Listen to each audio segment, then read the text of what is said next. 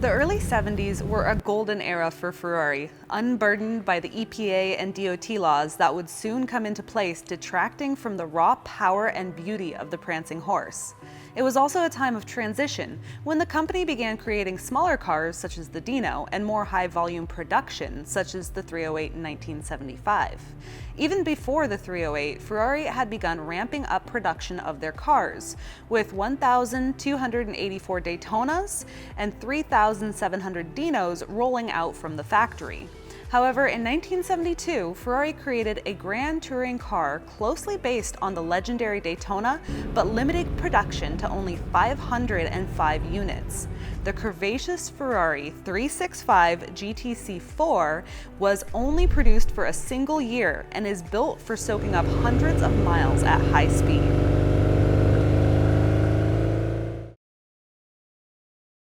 The C4 was unveiled in 1971 at the Geneva Auto Show, and a lot of people love to compare it to the Daytona, and it does have a lot of similarities, but it also has a bunch of improvements that make it a much better around town driver. And don't get me wrong, I love the Daytona. It's one of my favorite cars, but the improvements made to the C4, such as power steering, make it just so much easier. If you've ever driven a big, heavy front engine V12 Ferrari without power steering, they are a beast. So having power steering is definitely helpful in a car like this. Plus, it has other creature comforts that come standard, like AC. It also is a lot easier to shift because the transmission is mounted towards the front. So because of that, the transmission warms up quicker and it's just a lot easier to shift. And even though it doesn't have quite as much horsepower as the Daytona, it has more of that low-end torque, so driving around town is just a much more comfortable car to drive. However, don't get me wrong, the Daytona reportedly has a top speed of about 173 and the C4 has a top speed of about 160. But realistically, most people are not going to reach the top speed in either one of the cars, and they can both cruise along at like 125 miles an hour down the freeway forever, like a freight train, just keep on going. They're real good grand touring cars. So if you want that high performance Ferrari V12, the C4 is a great option. And much like the Daytona, it will get you in trouble with law enforcement very quickly if you test out those top speeds. It may not look like it from the outside, but this is actually a 2+2. And in Ferrari terms, that means it's a 4-seater. 2 seats in the front plus 2 seats in the back. Now, while the seats are quite small, so most normal sized adults will not fit comfortably in the back, although you could squeeze your friend in there if you want to torture him a bit, but it does fit kids quite well. And if you want to go for a long drive, maybe take your wife on a tour somewhere, a long drive, then this is a great option because not only does it have the large trunk that fits a lot of luggage, but it also has the back seat, which is great when you need that additional little space. So this is the kind of car where it's great to just throw your bags in there. I'm in California, so if I were to throw my bags in there and go for a ride to Napa Valley or somewhere like that where it's hours away, but a car like this will motor comfortably for hours at high speeds, and it's really just a pleasure to drive. The engine block in this car is the same Colombo V12 as in the Daytona, but a couple big differences are this car has different heads, it has a wet sump system, and it also has side draft carburetors instead of down draft carburetors. And what that does is it allows for that really sleek hood line that the C4 has. So it was a stylistic choice in part, and it just made the body so smooth on this car, and I just love it.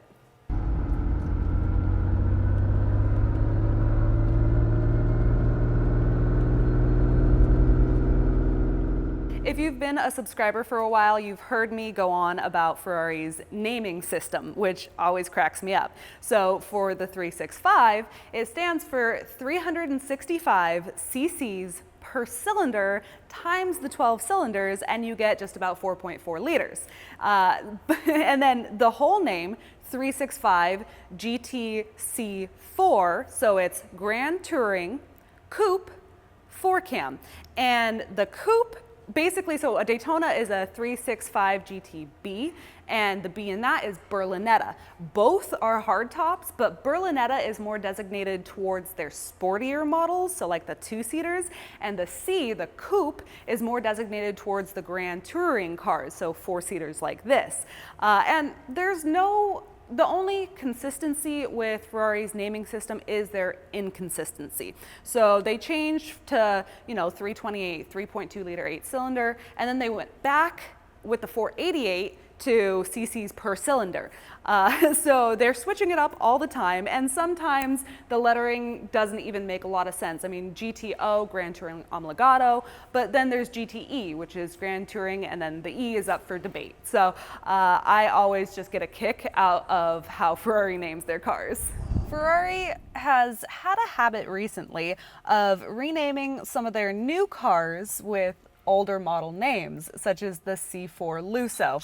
And at first I was a slight bit annoyed, a little more than slight bit annoyed with the name of that car, because I love both the C4 and the Lusso, and the new C4 Lusso resembles nothing of either of the original cars. The only thing I can say that it does do in tribute to the original car is it's a great mashup of usability and performance. And that's about all I could say for the new C4 Lusso name. But as far as usability and performance in this car, it's the perfect mix of both. And the great part too is I have my tall friend, 6'7". He just sat in this car and he fits perfectly. It is made for drivers tall and short. I'm 5'7", so at my height, I fit perfectly. Even at 6'7", he fits perfectly, and it's very user-friendly. Everything is nicely laid out. Even the shifter, it's at this slight angle so that the transition from the wheel to the shifter is it's right there. It's instinctual, and the transmission being right up here means it shifts super smooth. It's just such a nice driver. The beginning of Ferraris was in 1947 until the Fiat takeover in the mid-70s. And basically that's the Enzo era of Ferraris.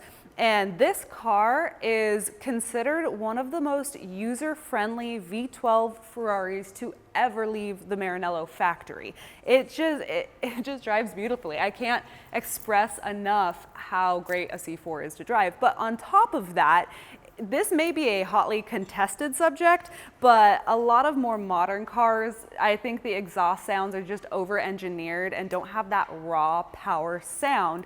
And the C4 has been considered by a lot of people to be one of the best sounding Ferraris. It simply wails. I mean, the exhaust notes of this car are better than most cars, in my opinion. You may disagree, but I really think this is one of the best sounding Ferraris to ever exist.